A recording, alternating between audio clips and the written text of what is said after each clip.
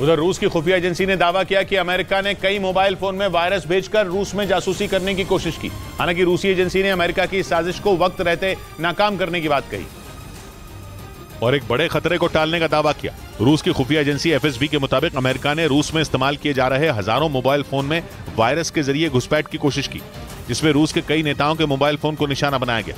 इसके अलावा कई देशों के राजनयिकों के फोन से भी जानकारी चुराने की कोशिश की गई। लेकिन एफएसबी ने दावा किया कि रूस के नेताओं की रक्षा करने वाली एजेंसी एफजीएस यानी फेडरल गार्ड सर्विस की मदद से अमेरिकी साजिश का पर्दाफाश कर दिया गया।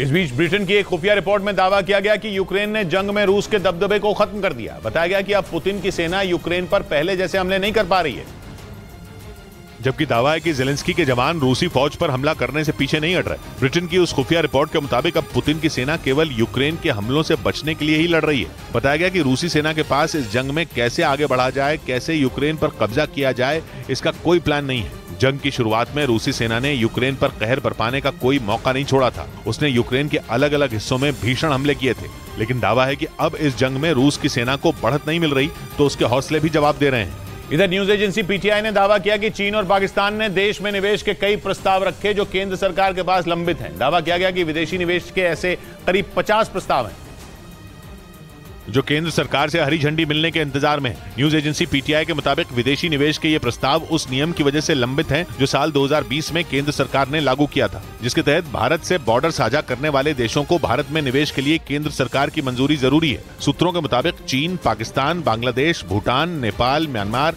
और अफगानिस्तान के प्रस्ताव लंबित हैं जो भारत में निवेश करना चाहते हैं। उधर पश्चिमी मीडिया में छपी रिपोर्ट के मुताबिक फाइटर जेट का इंजन बनाने वाली अमेरिका की कंपनी जनरल इलेक्ट्रिक ने भारत को लेकर एक बड़ा फैसला लिया। भारतीय सेना के फाइटर जेट के इंजन को बनाने का काम अमेरिका की कंपनी अब भारत में ही करेगी।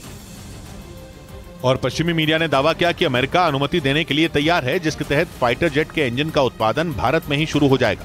इस साल जनवरी में व्हाइट हाउस की तरफ से बयान आया था कि उसे भारत में संयुक्त रूप से इंजन बनाने का आवेदन मिला। हालांकि पश्चिमी मीडिया में छपी इस रिपोर्ट पर व्हाइट हाउस ने कोई प्रतिक्रिया नहीं दी और न ही अमेरिका की कंपनी जनरल इलेक्ट्रिक की तरफ से कोई बयान आया।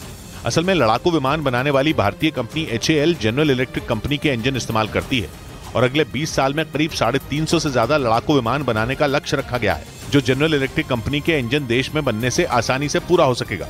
इस बीच पश्चिमी मीडिया ने दावा किया कि सीरिया में अमेरिकी सेना के ठिकानों पर खतरा बढ़ गया है। पश्चिमी मीडिया में छपी रिपोर्ट के मुताबिक ईरान की सेना ने सीरिया में अमेरिकी ठिकानों पर बड़े हमले की तैयारी कर ली है।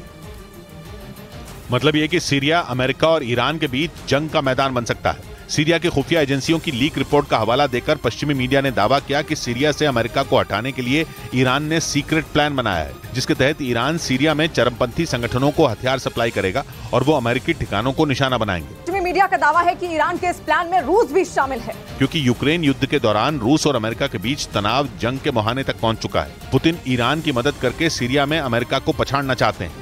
इधर चीन 3 दिन बाद होने वाली इंडोनेशिया की उस मिलिट्री ड्रिल में हिस्सा लेने जा रहा है जिसका न्योता अमेरिका को भी मिला हुआ है।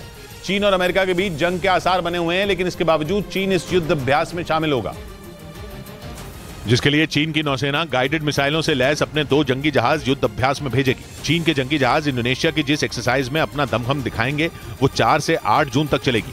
अहम बात यह है कि ठीक इसी दौरान 1 से 7 जून के बीच अमेरिका भी एक अलग ड्रिल करेगा जो कि दक्षिण चीन सागर में होगी और वहां अमेरिका के साथ जापान और फिलीपींस जैसे चीन के दुश्मन होंगे। बताया गया कि इंडोनेशिया ने अपनी ड्रिल के लिए 47 देशों को न्योता भेजा है और इस न्योते की लिस्ट में दोस्त और दुश्मन देशों की कई जोड़ियां शामिल हैं। उसमें चीन और अमेरिका जैसे दुश्मन तो हैं ही, रूस, अमेरिका और उत्तर कोरिया, दक्षिण कोरिया जैसे दुश्मन देशों का नाम भी उस लिस्ट में शामिल है।